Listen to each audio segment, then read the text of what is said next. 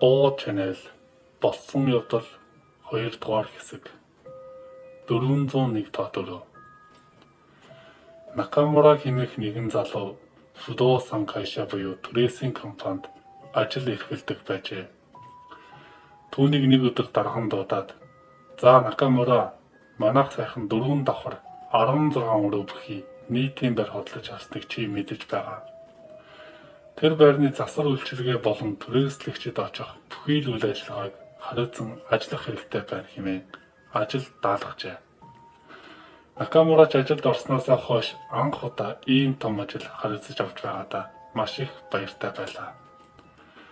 Тэрээр хүлээн авсан байрныхаа бүхий л тэмдэглэл болон мэдээлэлтэйгээ танилцаж байтал яагаад ч юм 401 тоо дөрөвний мэдээлэл бусад дөрөвний хөөсөө дутмаг байсанд гайхаж байсан ч баярлсан сэтгэлдээ автан тоолгүй орхисон байжээ.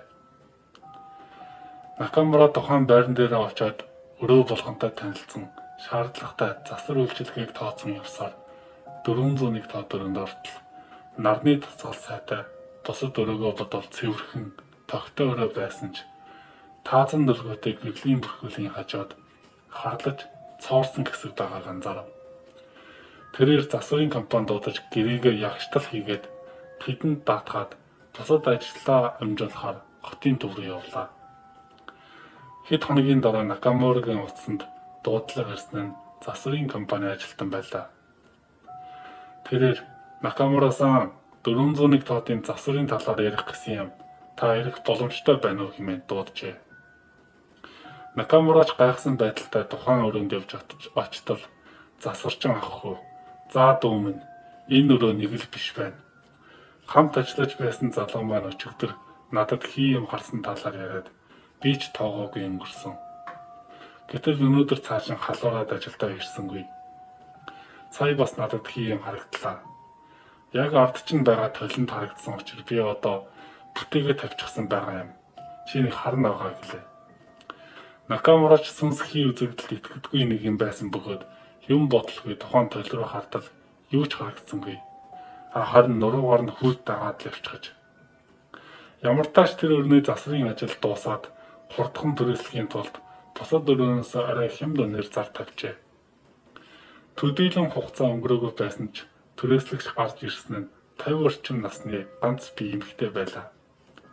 Накамурач гэрээ контрактаа хийж дуусгаад нөгөө эмэгтэйч байрандаа нүүн ирлээ. Хэсэг хугацаа өнгөрсний дараа 402 тоотын түрээслэгчээс гомдол ирсэн нь 401 тоотын эмэгтэй шин болгон юу гээд байгаа нь мэддэхгүй орилоод байна гэсэн гомдол байлаа. Накамурач гомдлын дагуу байран дээрээ ирээд ойр хавийнхны хүмүүс давхар мэдээлэл авахд яалтчгүй шүн болгон орилох чимээр гардаг бөгөөд цагдаа хүртэл ирж байсан гэжээ. Накамура тухайн 401 тоот дээр ирж эмэгтэйтэй уулзахаар хаалгыг нь том хэмээн тогтчоход ир хариу байхгүй байлаа. Аяахан хаалгыг нь татаж үзтэл хаалга нь онгорхоо байсан тул тэрээр өөрийгөө танилцуулаад "Нани гоо, та байна уу?" хэмээн өрөө рүү явмартал өрөөнд тас харанхуй. Тэр цаана нэг хүний дүрс харагдаж байсан нь түрээслэгч эмэгтэй байлаа.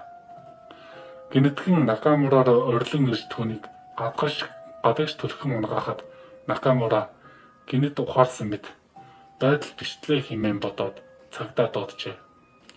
Цагдаатай хамт гэрлүүн ороход хагас галзуурсан байдалтай нөгөө эмэгтэй олдлоо. Түүний дараагаар тэр эмэгтэйг хүчээр галзуугийн эмнэлэгт хэвтүүлсэн байна. Хэсэг хугацааны дараа тухайн өрөөнд дахин шинээр засвар оруулсан ба тэр үед ч гэсэн нөгөө л нэг тааз нь харлсан байдалтай байсан байлаа. Накамура ойр хавийнхны хил хамаас хэрглэж тухайн үрийг түрээслэлгүй 6 сар орчим болсны дараа ахин түрээслэхээр шийджээ. Гэхдээ өмнөх түрээсний үнээсээ илүү хямдар түрээслэхээр зар тавьсан байв.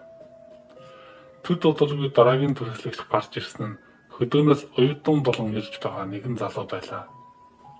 Тэр залуу маш ээлдэг бөгөөд нүдэнд дулаахан нэгэн байлаа. Тухайн хөдөөний залуу нүүн ирснээс 1 сар орчмын дараа түүний эцэг эхээс нь Накамураараа дуудлага ирсэн байв. Түүн рүү хандан "Манай хүү холбоо барьдаггүй хэсэг хугацаа өнгөрлөө. холбоо барьж чадахгүй байгаа учраас уулзахаар ирсэн боловч хаалгаа ерөөсөө онгойлгож өгөхгүй юм. Туслаач гэсэн дуудлага байлаа. Түүний эцэг эхийн хүсэлтээр Накамурач байран дээр ирж илүү түлхүүрээр хаалгыг нь онгойлгоход давхар гинжин төгжээгэрж бас төгжсөн байв.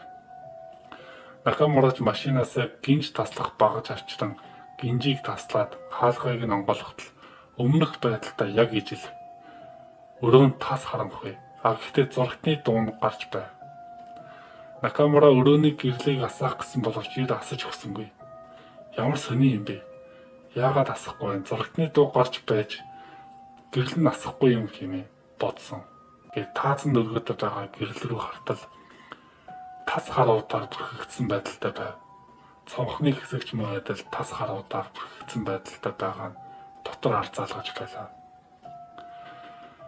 Тэрээр унтлагын өрөөнд ороод өөрийгөө танилцуулан нааны-сан та байна уу хэмээн хан тон тогтвол зургатны чимээнээс өөр ямар ч чимээ гарахгүй байлаа. Гэтэл түүний эцэг эх нь гинэд чан горлон миний хүү хэмээн гүн очсон нь орон дээр өөрийнхөө соцыг хандсан байдалтай хүн хөвтөж байгааг харсан болохоор тэр байж. Тухайн өдрөө цагдаа дуудаж хэрэг шийдэгдэх хүртэл 401 тоо дөрөв битэмжлэгдсэн байдалтай байлаа. Түүний дараагаас өөр хавийнхын айлууд нэг нэгээрээ нүүсээр байсан учраас яалтчгүй тэр барилгыг нуран ахимснээр барихаар болсон юм. Хамгийн гайхалтай нь 401 тоо дөрөвний тааз ахаад л харлаж соорсон байдалтай байсан ба өмнөхөөс улам дордож ямар нэг юм дотроос нь гарах гэж тэмүүлсэн дүр зураг байсныг нурагдахаас өмнө би олж харсан юм. Энэ явдлаас хойш Накамура ажлаа солон одоо тэрээр такси компанид жолооч хийж байгааг хэллээ. За тэгэхээр нэг иймэрхүү болсон явдал байлаа. Тэгээд Японд ч тийм ерөнхийдөө мэдээлэл болгож өгөх гэхэд 4-ийн тон айгуу тийм муу сүсггүй дугаар гэж эдгээр боддог. Яагаад тэгэхээр 4-ийн тон Японоор ши буюу үхэл гэсэн тийм утгыг илэрхийлдэг гэсэн үг. За дараагийн бичлэгээр уулзцаая. Тэр баран яртай.